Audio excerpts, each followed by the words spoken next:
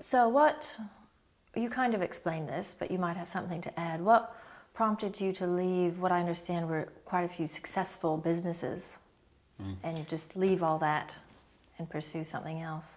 When I was 28, well, when I started my first business, I was 13. I started working when I was 12, but I was pretty much on my own.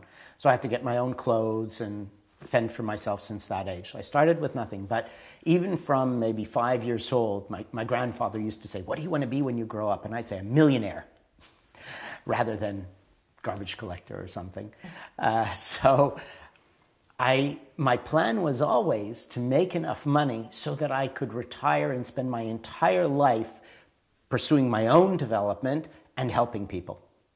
So let's see, so by the time I was 25, I owned 8 companies that I had built up in various businesses: real estate, photo finishing, gems and minerals, international trade, several different companies. And then when I was 28, I had enough money that I decided it was time to sell everything and begin my journeys and go be a monk and explore the world. So basically, when I was young, I had a plan. And when I reached the timing of that plan, I followed it. And one of the reasons I did that was when I was working and in business, I met a lot of people who were very wealthy, tens of millions, hundreds of millions. And I talked to them and I say, "Well, you started with nothing." Some of them Jewish immigrants who came running from Eastern Europe, with no money at all after running from Hitler and such. And they made it to Canada or the States with nothing, and they built huge fortunes. And I said, "Well, how did you do that?" And they said, "Well, I thought if I had $1 million, I'd be enough. And then when I got the million, I thought, 2 million is what I need. And when I got 2, I thought I'd need 5. And 5 became 10.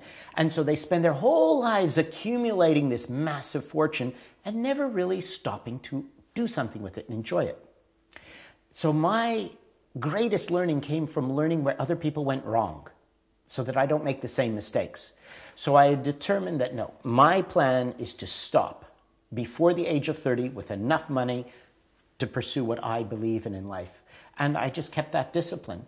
And it was fun when I said to all my friends, "I'm leaving, I'm selling out, and I'm going to travel."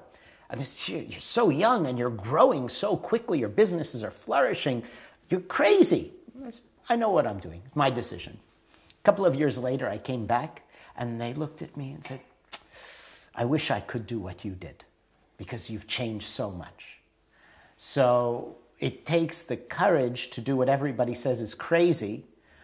And then in the end, you might find they admire you for it.